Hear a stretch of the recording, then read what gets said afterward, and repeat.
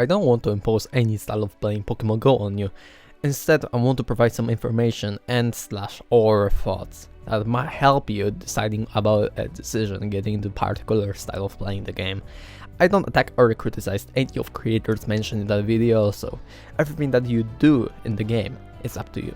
This video has been inspired by videos that are informative about the best Pokemons in Pokemon Go, like this.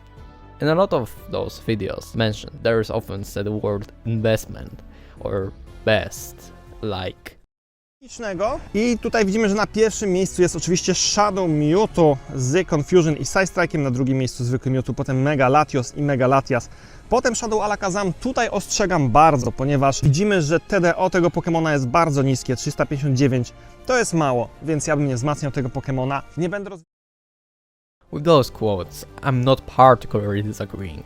Or I would say, it's up to you.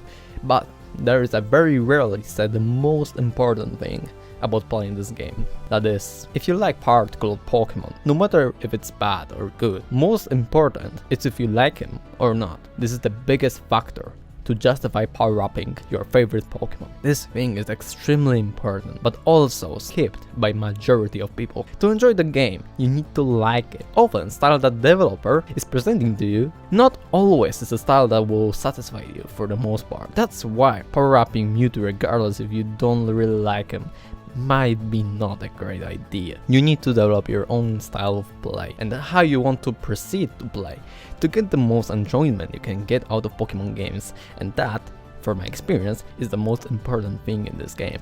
Previously, I'll show you a quote that are saying about investment into particular Pokemon because of their statistics and how well they will perform into gym/raid battles, measured by their TDLR and DPS. Now, if you like me and don't aim at having the best Pokemon in your party, more into having fun with Pokemons that you feel a strong emotional connection, regardless of their statistics, and feel socially pressured into power-upping Pokemon that might be good, but you don't want to because you might don't like them. This video is for you, because I was in the same situation also even before Pokemon Go came out. I'm going to do a TDLR here, in this short part that is. Power up who you really like. Don't look at anything besides your emotions into Pokemon you want to power up.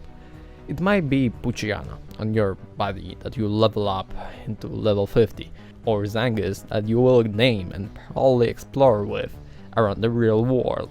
Don't feel pressure into investing time and energy into Pokemon you don't like, even if it's 100% IV Shadow Mewtwo. When I was still a little boy, I was playing Pokemon Mystery Dungeon in my hospital room, and I didn't know that any sort of statistics are important. Back then, the world was simple: room, and the second world that I was Pokemon. Most of my childhood was built around Pokemons, but I never actually played mainline Pokemon games until the Switch came out. I didn't even own a Nintendo device because everything I done in terms of Pokemons back then was mostly on emulators of Nintendo consoles and watching anime of Pokemons. With that, I never even touched mainline Pokemon games, and my only vision I could see for a very long time was by Pokemon anime and Pokemon Mystery Dungeon, with majority being Mystery Dungeon. Since the beginning, I was saw Pokemons more as a friends and living beings instead of pixel and statistics. On my teenage years, I finally played mainline Pokemon game that was Pokemon Let's Go Eevee and Pikachu.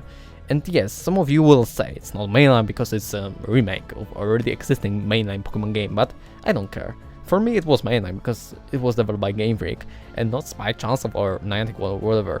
When I started to be more and more interested in the mainline games, I was introduced with competitive scene, and me being me, I already didn't like the mechanics of mainline Pokemon games, and with that, I didn't like any competitive play in Pokemon mainline games. It just felt soulless for me. I never was truly a fan of mainline Pokemon games because I was frustrated on focus of RPG, mindless battles in those games, more than the Pokemons themselves.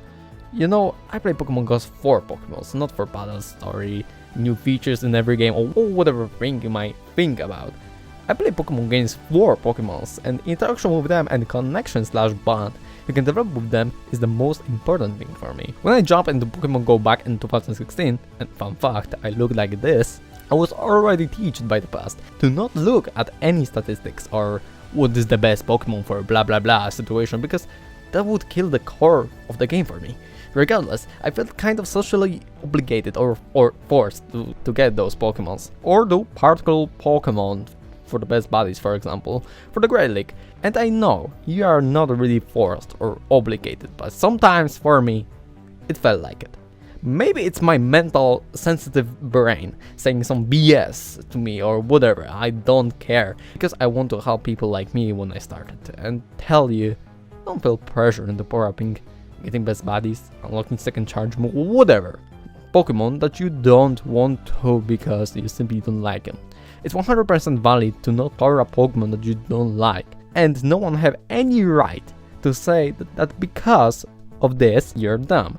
If you want to be best buddies and walk around with Zangus because you like them, hell yeah, go for it. You will be much more happier when you follow your path you want to follow.